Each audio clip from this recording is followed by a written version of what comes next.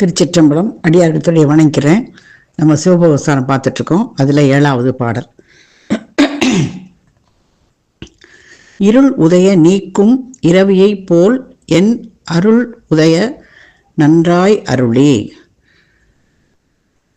என்னுள் அருள் உதய, அதாவது இருள் உதய நீக்கும் இரவியை போல் என்னுள் அருள் உதய நன்றா அருளி மருள் உதயம் மாற்றியவன் ஆரூரன் மாமறையும்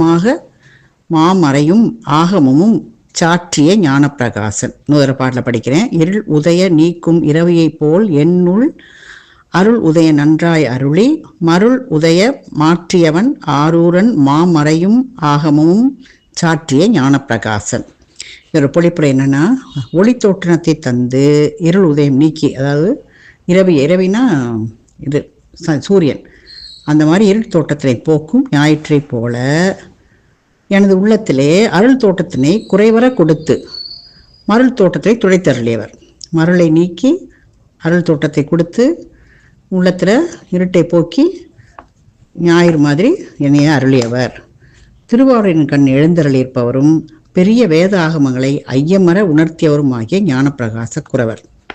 இது அவர் ஒளித்தோட்டத்தை தந்து எப்படி இருளை போக்குற மாதிரி ஞாயிறு மாதிரி என்னுடைய உள்ளத்தில் இருக்கிற அந்த அருள் தோட்டத்தை குறைவர கொடுத்து மருள் தோட்டத்தை துடைத்தருளியவர்.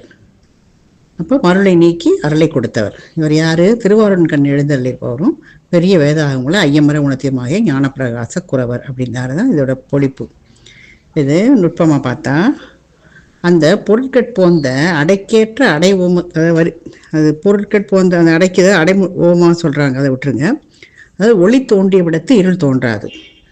அந்த மாதிரி நிற்றல் இன்றி அது கேடு எய்தல் இன்மையின் இருளை நீக்கி என்னாது. அதாவது இப்போ ஒளி தோன்றினோடனே இருள் தோன்றாது. இருள் நம்மளுக்கு கண்ணுக்கு தெரியாது, அது தோன்றாது இருக்கும். இருள் எங்கே இருக்கும்? அங்கே தான் இருக்கும். ஒளி நீங்கினால் இருள் இருக்கும்.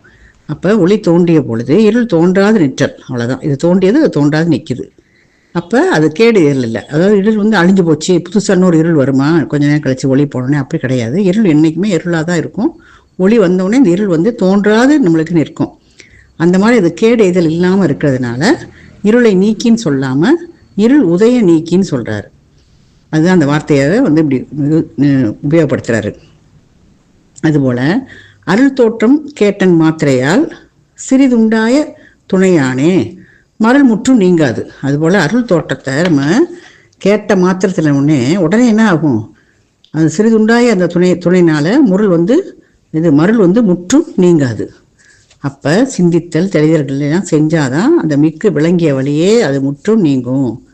அப்போ அந்த மாதிரி அங்கே செய்கிறதுக்கு ஆசான் மூர்த்தியாய் அருளுதற்கு, அப்போ தான் அருளுதற்கு அட்படும் சிறப்பாகலானும்.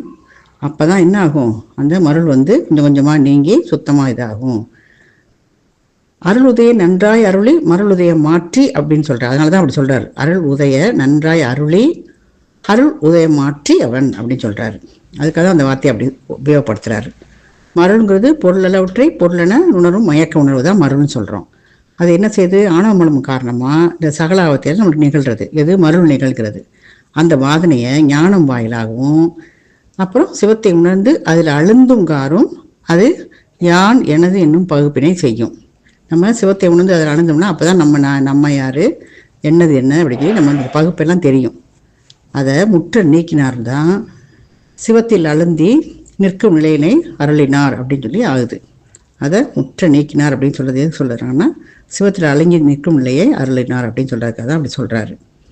அந்த மாதிரி நிற்கிறது அருள் விளக்கம் மேலிட்ட வழி. அருள் விளக்கம் மேலிட்டால் தான் அந்த மாதிரி நம்மளால் நிற்க முடியும்.